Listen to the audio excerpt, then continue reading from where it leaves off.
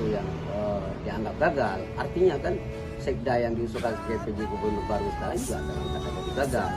Nah, saya sarankan, menurut saya itu lebih baik BPRA mempertimbangkan kembali untuk tetap mengajukan 3 nama sebagai calon PJ Gubernur ke depan. Ini untuk menutup kemungkinan pihak Kementerian Dalam Negeri untuk tidak men-SK-kan atau melantik orang-orang yang tidak pernah kita usulkan. Saya kira ini masalah serius ya, tolong diperhatikan oleh BPRA agar terkesan mereka adalah representatif mewakili rakyat Aceh. Terima kasih.